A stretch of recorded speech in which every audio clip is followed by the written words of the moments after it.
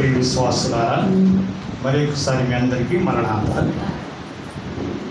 ఈనాటి పాఠము చదువుబడిన లేఖన భాగంలో మత్తయి సువార్త 26వ అధ్యాయము మొదటి 5 వచనాలు చూస్తే,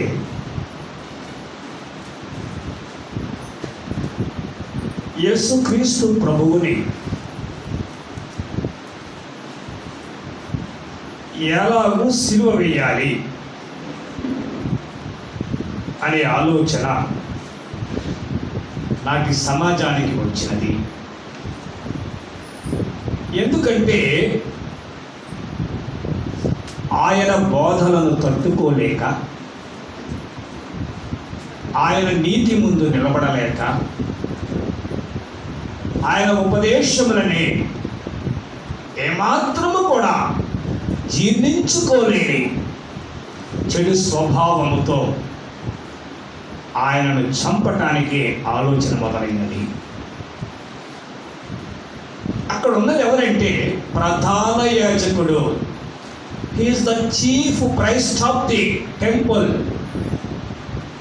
ప్రధాన యాజకుడు అంటే దేవుని ప్రతినిధి. చెప్పండి, ఎవరమైనా అంటే దేవుని మాటలు తాను అందుకొని సంఘానికి అందించే ప్రతినిధిలో కూడా మాయోపాయములు ఉంటాయా? అంటే ఆ తరములో ఎంత అన్యాయముగా వారి యొక్క పాలన సాగిందో మీరు ఆలోచించండి. ప్రభువునందు ప్రియ విశ్వాసులారా, అసలు యేసు ప్రభు వారికి ఉన్న పేరేమిటంటే ఆలోచనకర్త. చెప్పండి, ఆయన ఎవరమ్మా?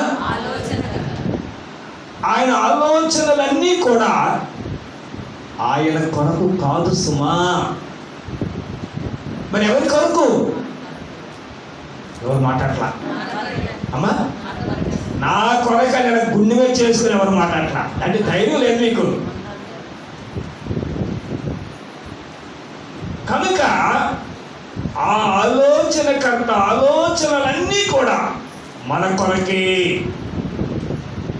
తల్లి గర్భములో రూపింపక పూర్వమే మన గురించి ఆలోచించడం మొదలుపెట్టాడు ఆయన. తల్లి గర్భములో 9 మాసాలు ఎదుగుచున్నప్పుడే మన కొరకు ఆలోచిస్తున్నాడు ఆయన. తల్లి మనలను కని ఈ భూమి మీదకు పంపగానే తల్లి కన్నా ఎక్కువ ఆలోచిస్తున్నాడు ఆయన మన కొరకు.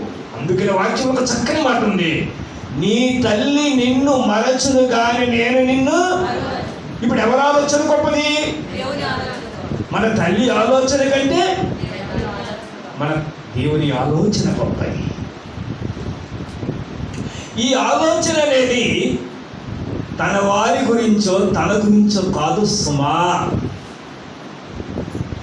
ప్రతి మనిషి గురించి. ఎందుకంటే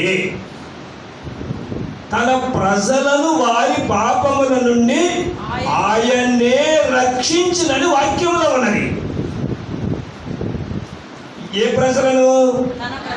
తన ప్రజలను. చూసారండి? కనుక ఏమండి, మనకు కుటుంబంలో ఒక్కొక్క బిడ్డ గురించి ఆలోచించడానికి మనకి టైం చాలట్లా. ఒకవేళ టైం ఉన్నా ఎంత ఆలోచించినా మన ఆలోచనల వల్ల ఫలితము లేదు. కనుక ఇంతటి మానవ ప్రపంచము గురించి ఆలోచించుచున్న ఆలోచనకర్తను చంపటానికట మాయోపాయములు చేస్తున్నారట. చెప్పండి, ఆలోచనండి.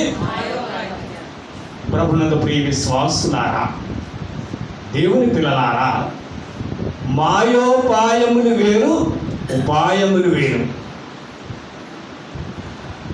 మాయోపాయములు ఆలోచించేవాడు అపకారి. మన గురించి ఆలోచించేవారు ఉపకారులు. బాగా గుర్తుపెట్టుకోండి. మాయోపాయములతో ఆలోచించేవారు ఎవరు? వారు అపకారులు. మన గురించి ఆలోచించేవారు ఎవరు? ఉపకారులు.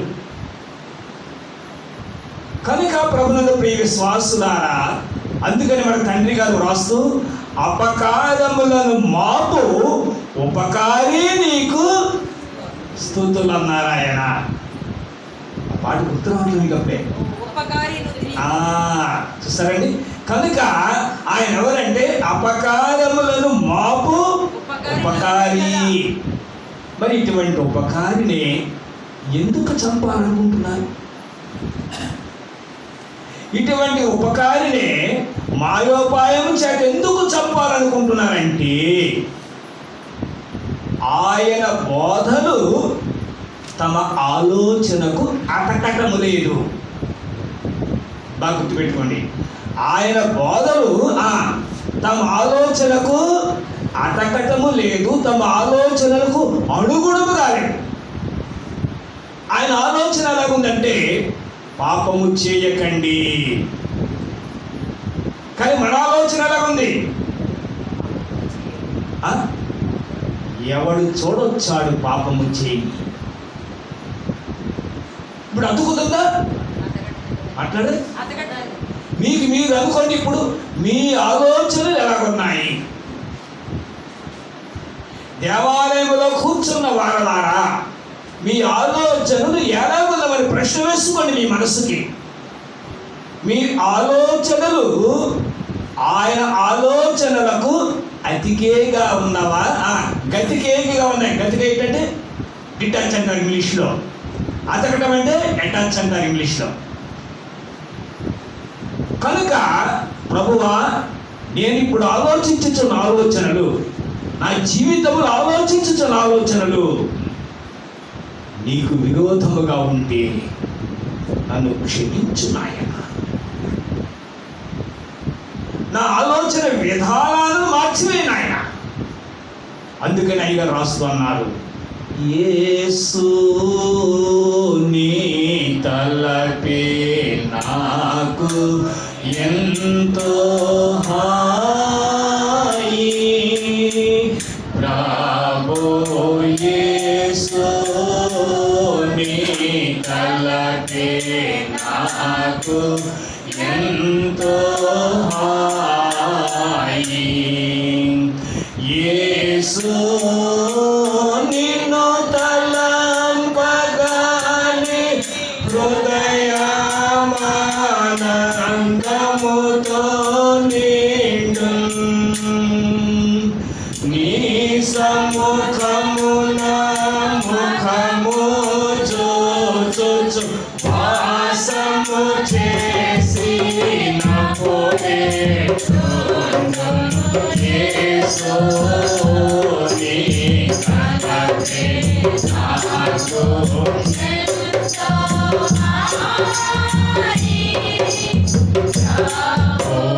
యేసు నీ తలపే నాకు ఎంతో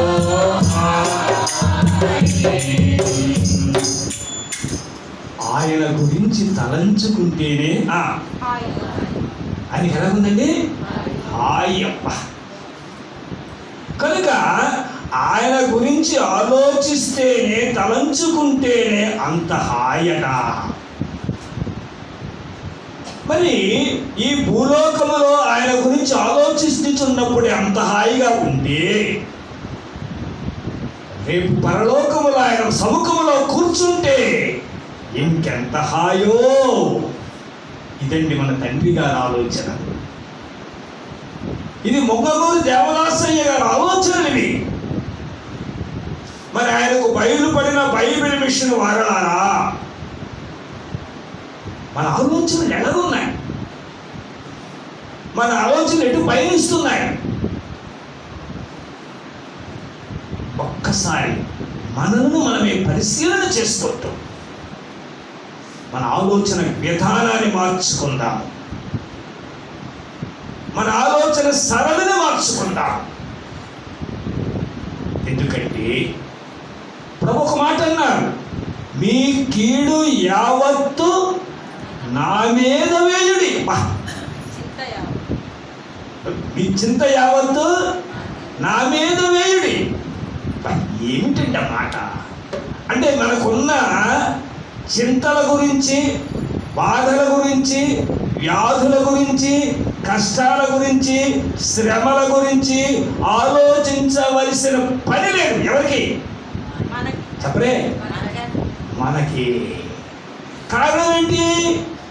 మన గురించి ఆలోచించే ఆలోచనకర్త మనకున్నారనే విశ్వాసముతో బ్రతకాలి.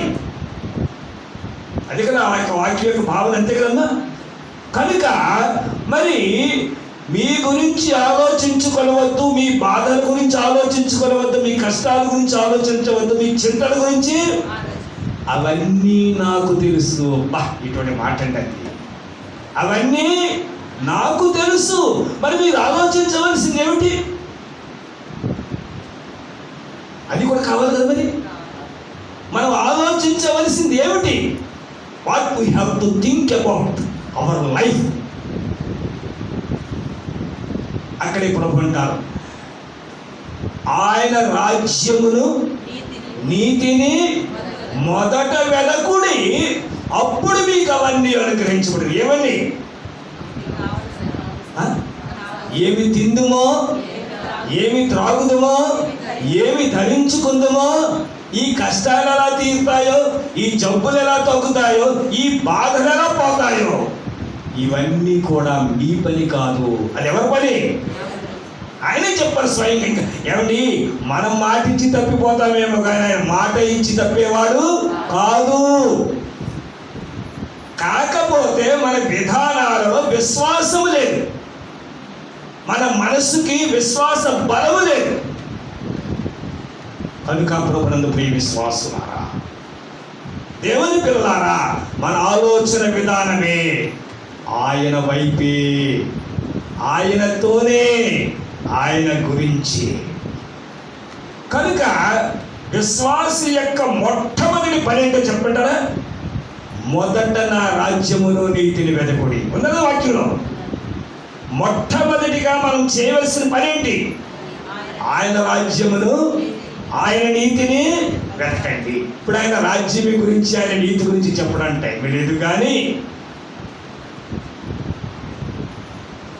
ఈ వాక్యములో ఉన్న ప్రకారము మాయోపాయము చేత,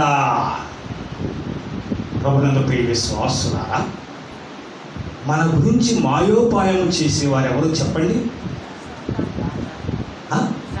సాతానే. ఎందుకంటే గర్జించు సింహము వలె ఎవరిని మృంగుదునా అని పొంచి ఉన్న పగవాడెవరు? సాతాను. మనకైనా నిద్ర ఉందేమో కానీ వాడికి ఏమి లేదు, నిద్ర లేదు. మనకన్నా ఆకలి తప్పుకున్నదేమో కానీ వాడికి ఏమి లేదు. ఎవడిని మింగుదునా, ఎవరిని పడేస్తానా, ఇదే ఆలోచన వాడికి. దీన్ని ఏమన్నారంటే మాయోపాయము. చెప్పండి, ఏమన్నారండి? కనుక మాయోపాయము అపకారి చేసే పని. కానీ ఉపకారము చేసేవారి పని ఏంటంటే మన గురించి ఆలోచించేవారు. ఏమండి, ఏ తల్లిదండ్రులైనా తమ బిడ్డల గురించి ఆలోచించరా? మరి తల్లిదండ్రులకే ఇంత బాధ్యత ఉంటే, ఆ తల్లి మనస్సు కలిగిన తండ్రి ఆయన. ఆయన ఎవరండి? తల్లి మనస్సు కలిగిన తండ్రి ఆయన. మరి ఆయన ఇంకెంత ఆలోచిస్తాడు? కనుక దేవుని పిల్లలారా, ఈ ఆలోచనలతో మన సమయాన్ని వృధా చేయొద్దు. మన జీవితంలోనే యేసు నీ తలపే నాకు ఎంతో హాయ్ అని ఎవరి గురించి ఆలోచించాలి? ఆయన గురించి ఆలోచించాలి. ఇకపోతే మరి ఈ వాక్య భాగంలో మనం చూస్తే మాయోపాయము చేత ఉన్నది వాక్యములో. ప్రభునందు ప్రియ విశ్వాసులారా, ఈ ప్రభువుని సిలువ వేయాలని ఆలోచించిన వ్యక్తులలో ఈ మొట్టమొదటి వ్యక్తి ఎవరు చెప్పండి? ఇక్కడ ప్రధాన యాజకుడు. ప్రభునందు ప్రియ విశ్వాసులారా, ఆ ప్రధాన యాజకుని పేరు ఏమిటంటే కయప. ఇదే కైప ఒక పర్యాయము మాట్లాడుతూ యోహాను సువార్తలో చూడండి దయచేసి మాట. యోహాను సువార్త 11వ అధ్యాయము. ఒక నిమిషం.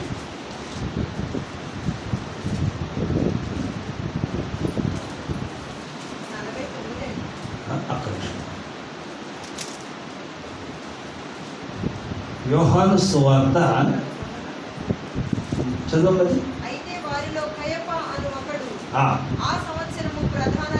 ఎంత డిఫరెన్స్ చెప్పమ్మా? యోహాను సువార్త 11:49 చదవండి. అయితే వారిలో కయపాను ఒకడు ప్రధాన యాజకుడైండి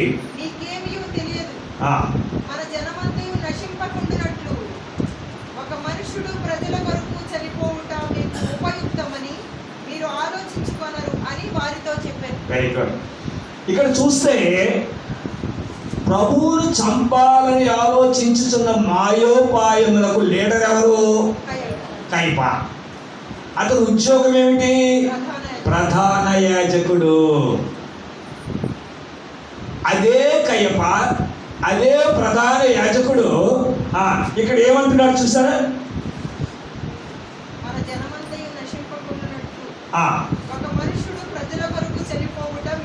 మన జనమంతయు నశింపకుండునట్లు ఒక మనుష్యుడు ప్రజల కొరకు చనిపోవుట మీకు ఉపయుక్తమని మీరు ఆలోచించుకొనరు.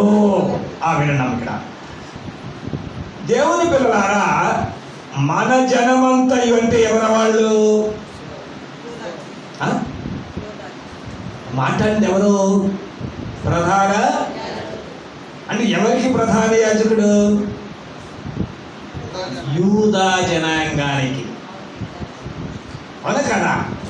కనుక యూదా జనాంగానికి ప్రధాన యాజకుడై ఉండి ఆయన చెప్పుచున్నటువంటి ప్రవచనము, ప్రొఫెసీ అంటారు ఇంగ్లీష్లో.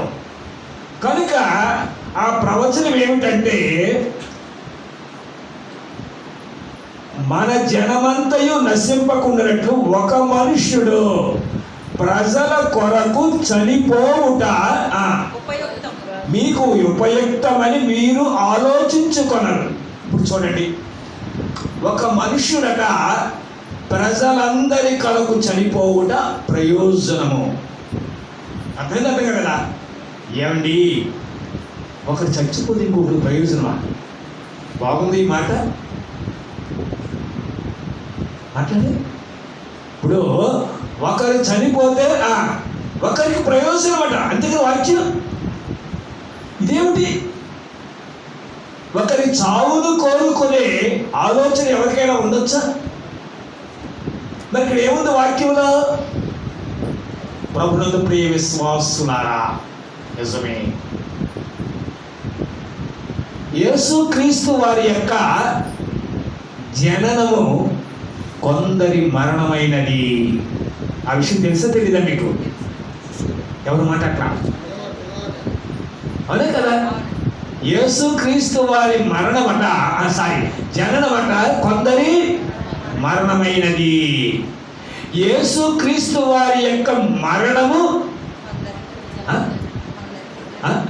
డాష్ ఫిలప్ చేయాలి. మళ్ళా చెప్తానండి, యేసుక్రీస్తు వారి యొక్క జననము కొందరి మరణమైనది. అంటే 2 సంవత్సరాల పసి పిల్లలను చంపేశారు అప్పుడు. మరి యేసుక్రీస్తు వారి యొక్క మరణము అందరి జననము. దేవునికి మహిమ కలుగును కాక.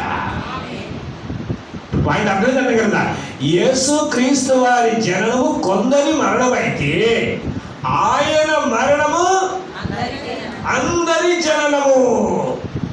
ఎంత చక్కని మాట్లాడండి. అందుకని కైప ఏమన్నాడు ఇక్కడ? ప్రజలందరి కొరకు ఒక మనుష్యుడు చనిపోవుట ప్రయోజనకరము. ప్రపంచ చరిత్రలో ఎందరెందరో చనిపోయారు. మహానుభావులు, గొప్పవారు, త్యాగ పురుషులు, గొప్ప గొప్ప యోధులే చనిపోయారా లేదా? కానీ ఒకరి మరణము వల్ల ఎవరికన్నా ప్రయోజనం కలిగిందా? సొలొమోను అన్నారు, ఆయన ఎవరైనా మహాజ్ఞాని. ఆయన ఎవరమ్మా? అంతటి మహాజ్ఞాని చనిపోవటను బట్టి ఒక్క మనిషికైనా మేలు జరిగిందా? మాట్లాడే ఇంకా చాలా చాలా గొప్పవాళ్ళు చనిపోయారు. దావీదు మహారాజు ఉన్నాడు, ఆయన మించిన రాజు లేడు, ఆయన మించిన జ్ఞానపరుడు. మరి అంతటి జ్ఞానపరుడు చనిపోవటం వల్ల ఎవరికైనా ప్రయోజనం ఉందా? అంటే ఏ మనిషి చనిపోయినా ఏ ఒక్కరికి ప్రయోజనం లేదు.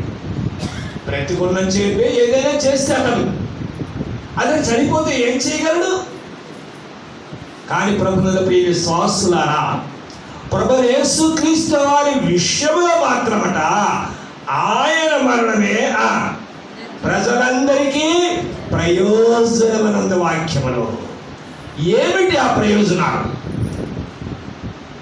అందుకని ప్రభు అన్నారు కదా, గోధుమ గింజ భూమిలో పడి చావకుండి నేడలా మొక్కలకు వస్తుంది. అవునా కదా? అనాథుడే మనుష్య కుమారుడే ఈ లోకములోనికి వచ్చి చావకపోతే మానవాళికి రక్షణ ఎక్కడిది? కనుక ఆయన మరణమును బట్టి మనకి ఏమని కలిగింది? ఇప్పుడు రక్షణ. ప్రభువుకు ప్రియ విశ్వాసులారా, మరి ఒక మనుషుడు చనిపోవడం ప్రజలందరికీ ప్రయోజనమే. నీవు నేను పొందిన ప్రయోజనాలు ఏంటి ఆలోచించడం వద్దా? ఆయన చనిపోవడం వల్ల నాకు వచ్చిన ఉపకారం ఏమిటి, నాకు కలిగిన ప్రయోజనం ఏమిటి అనే విషయాన్ని చెప్పుకుందాం. ఆ సత్యాన్ని మన తండ్రి గారు రాస్తూ అన్నారు కదా, పాప భారమెల్ల మోసి బరువు దించి వేసినావు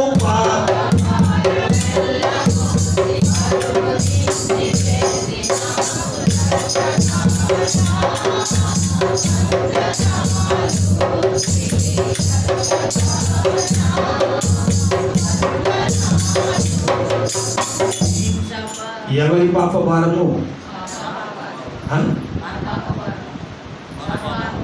ప్రజలందరి పాప భారం. అందుకే ఆయన పుట్టినప్పుడే దేవదూత ఉంటుంది కదా, తన ప్రజలను వారి పాపముల నుండి ఆయనే రక్షించను. ఇంకెవ్వరూ లేరు. ఆయనే is the only person. There is no substitute. ప్రత్యామ్నాయం అనే మనిషి ఎవరు లేరు. కనుక పాప భారమెల్ల మోసి బరువు దించి వేసినాడు కనుక మన మీదేం లేదు. ఇంకా పాప భారం అనే బరువు లేదు. ఏమండి, ఈ ప్రయోజనం ఎవరైనా చేయగలరా? ఈ మేలు ఎవరైనా చేయగలరా? ఈ ఉపకారం ఎవరైనా చేయగలరా? కనుక ఇప్పుడు చెప్పండి, నా పాప భారం అంతా మోసిన దేవానికే స్తోత్రము నాయన. నా పాప భారం అంతా మోసి కలువరి శిలువకు అంటబట్టి నా బరువు దించి వేసిన దేవానికే స్తోత్రము నాయన అని శిలువ శ్రమల ధ్యానములోనే ప్రభువును స్తుతించాలి. ఇంకెలాగా మేలును ఆ ప్రయోజనాలని చెప్పుకున్నప్పుడు ఎన్నో ఉన్నాయి. కానీ మరి యొక్క భావంలో అయ్యగా చెబుతున్నారు కదా, వ్యాధి భారమెల్ల మోసి వ్యాధి దించి వేసినావు. వ్యాధి భారమెల్ల మోసి వ్యాధి దించి వేసినావు. వందనాలు శ్రీ రక్షక, వందనాలు. ఎంత చక్కని వేడండి. Is the doctor of the doctors. ఏ డాక్టర్కి అంతు చిక్కని వ్యాధులే ఈ డాక్టర్ గారు బాగు చేయగలరు. కనుక నాలో ఉన్న వ్యాధి భారములన్నీ కలువరి శిలువ మీద మోసుకొని వెళ్ళి శిలువకు వంట కొట్టిన దేవా, నేను జబ్బుల గురించి ఎందుకు భయపడాలి ఆయన? నాకు వచ్చిన వ్యాధి గురించి ఎందుకు భయపడాలి ఆయన? ఈ వ్యాధులు, ఈ బాధలు, ఈ యొక్క జబ్బులు నన్నేమి చేయగలవు నాయన? ఎందుకని? వీటి భారమంతా నీవు మోసేసావు నాయన. ఇక నాకేమీ లేదు. వ్యాధి భారమును మోసావు కనుక ఆ బరువు దించి వేసిన పరమ వైద్యుడా మీకే స్తోత్రములు నాయన. ఏమండి, ఉపకారం ఎవరు చేస్తారండి? పాప భారం వల్ల మోసారు, ఆయన దించేశారు. ఇక భారం లేదు మనకి. వ్యాధి భారం వల్ల మోసారు, దించేశారు. ఇక మనకి ఏమీ లేదు. వ్యాధి భయము లేదు, వ్యాధి భారం కూడా లేదు. ఇంకా కాస్త ముందుకెళ్తే శిక్ష భారమెల్ల మోసి, శిక్ష భారమెల్ల మోసి శిక్షించి వేసినావు రక్షకానా, వందనాలు శ్రీ రక్షకానా, వందనాలు. ప్రభువునకు ప్రియ విశ్వాసులారా, ఇక్కడ ఆయన శిక్ష భారమును కూడా ఏం చేశామా? దించివేసినారు. ఏ శిక్షది? అయ్యో, ఇన్నిసార్లు పాడుకుంటారు ఆ పాట. ఏమని పాడుకుంటారు?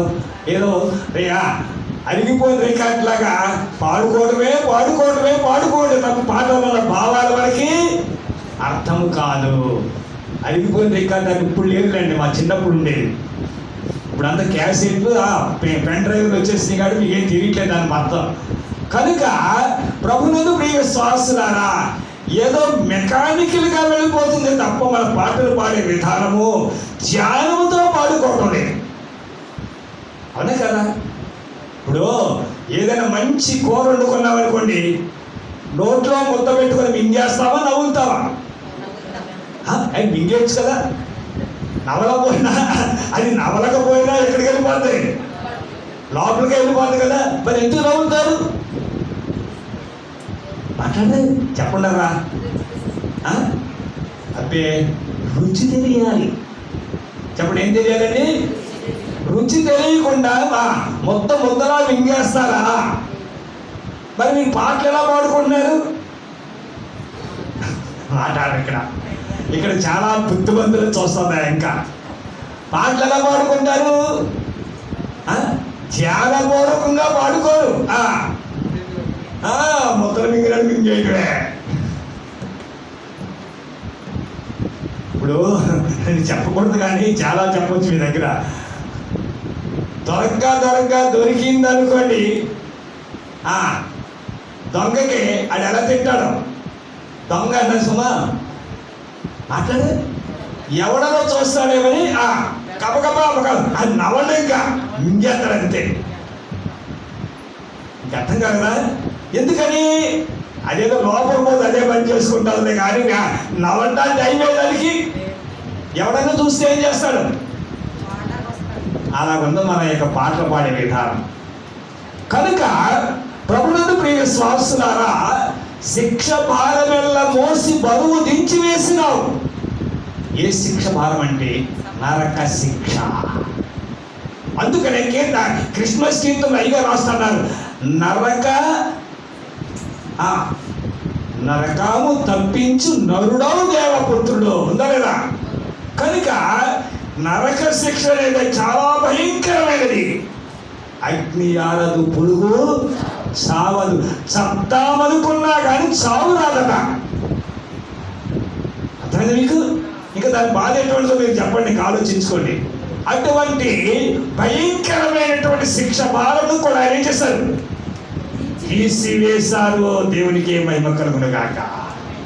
ఇప్పుడు చూస్తారా, ఆ ఒక మనుషుడు చనిపోవుట ప్రజలందరికీ ప్రయోజనకరము.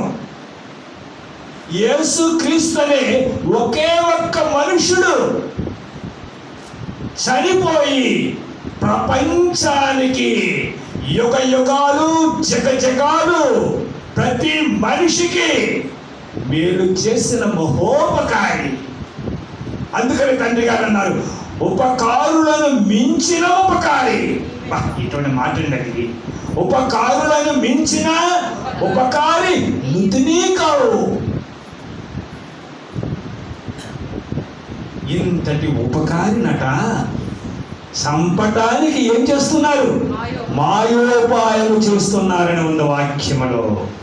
కనుక ఈ రోజున మనము ముగించవలసినటువంటి పాఠంలోనే కొన్ని విషయాలు చెప్పి నేను ముగిస్తాను.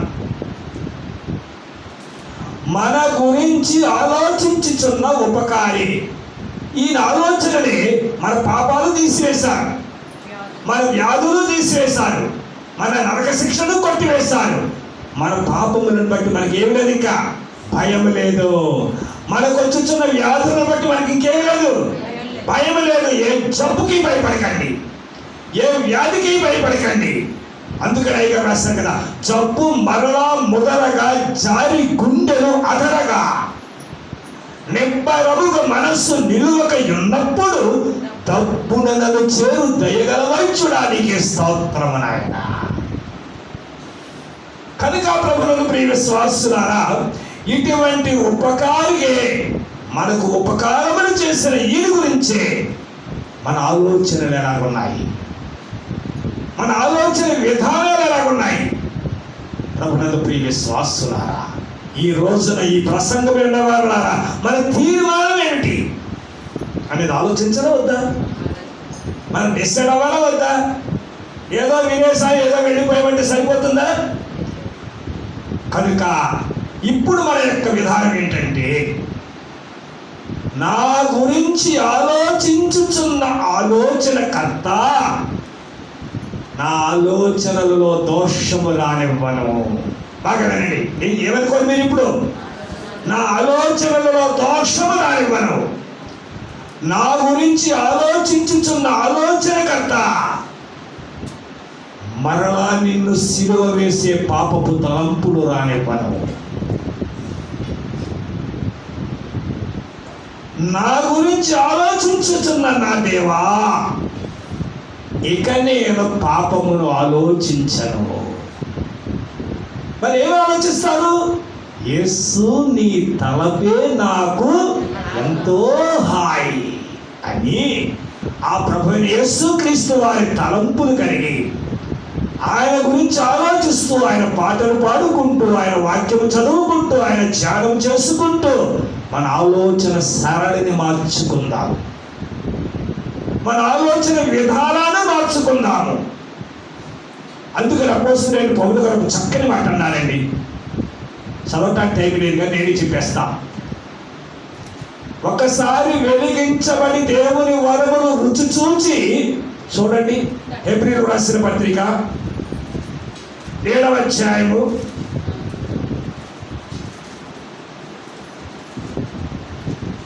7 అపోస్తలుడైన పౌలు గారు హెబ్రీయులకు రాసిన పత్రిక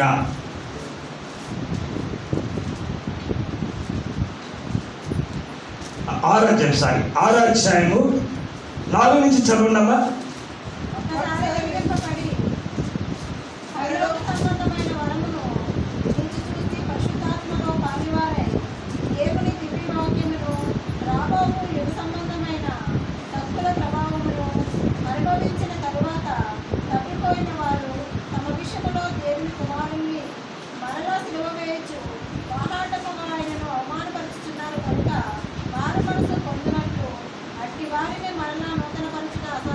చాలండి, ఇది వాక్యం చెప్పడానికి టైం సరిపోదు కనుక నేను ముఖ్యమైన పాయింట్ చెప్తాను ఇక్కడ. ఒకసారి వెలిగించబడి మనం ఏమై ఉన్నాము? అట్లనే రక్షించబడ్డామంటే వెలిగించబడ్డామా లేదా? బాప్తిస్మం తీసుకున్నట్టు వెలిగించబడ్డామా లేదా? నమ్మినామంటే వెలిగించబడ్డామా లేదా? Very good. ఇక మిగతా విషయాలు చెప్పడానికి టైం లేదు కనుక ముందుకు వచ్చేసేయండి. దేవుని వరములు రుచి చూచి, ఏ వరాలండి? దేవుడు మనకి ఎన్ని వరాలు ఇచ్చారు? దేవుడు ఎన్ని ఉపకారాలు చేశారు? భయంకరమైన కరోనా వ్యాధి నుంచి బ్రతికించలేదా? అది ఉపకారం కాదా? బ్రతికే హక్కు ఇచ్చారు, అది ఉపకారం కాదా? అన్నం తినే ఆరోగ్యం ఇచ్చారు, ఉపకారం కాదా? నడవగలిగే ఆ శక్తిని ఇచ్చారు. ఇలా చెప్పాలంటే ఎన్నో ఉన్నాయి కనుక దేవుని పరలోక సంబంధమైన వరములు రుచి చూచి we have a tasted the benefits of the God.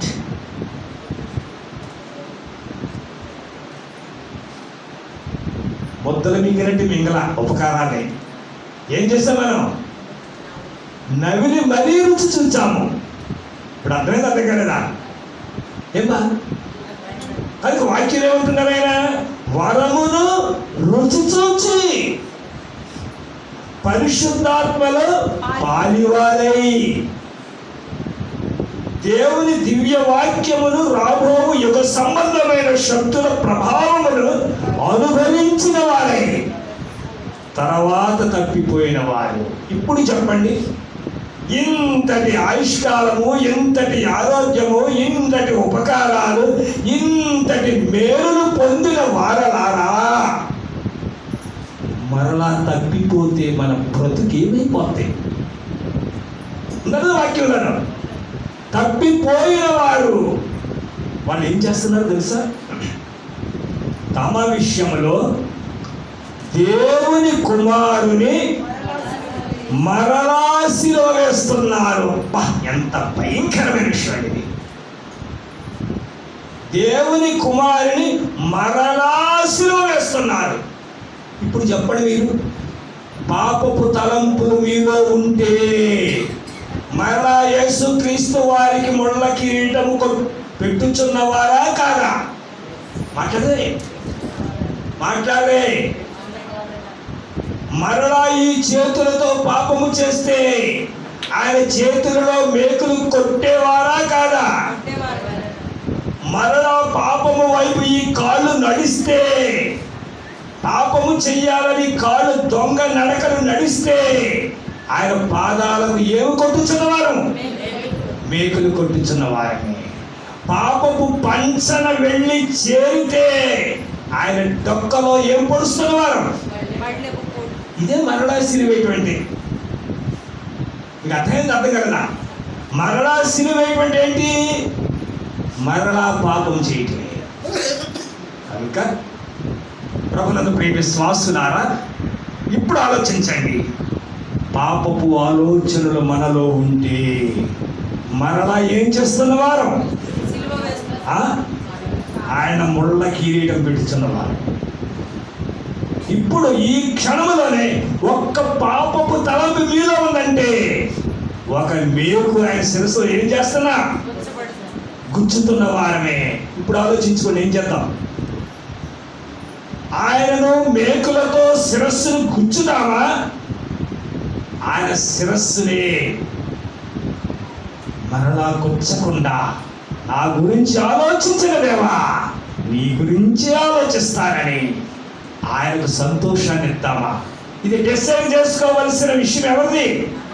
మనది. అందుకనే ప్రభునందు ప్రియ విశ్వాసులారా, సిలువ వేయబడిన యేసును మరలా సిలువ వేయకండి. సిలువ వేయబడిన యేసును మరలా సిలువ వేయకండి. ఇక బలి లేదు, ఇంకొక సిలువ రాదు, ఇంకొక లోక రక్షకుడే లేడు, రాడు, పుట్టడు. ఆయనే మన కొరకు మరణించి తిరిగి లేచిన ఏకైక రక్షకుడు కనుక ఈ రోజున మన ఆలోచనలే మాయోపాయములు కాకుండా నిష్కళంకమైన తలంపులతోనే, అనించమైన భావాలతోనే, ఆయన తలంపుతోనే జీవించే మహాధన్యత దేవుడు మనకు అనుగ్రహించును గాక. Thank you for all. మరి అవకాశం కల్పించిన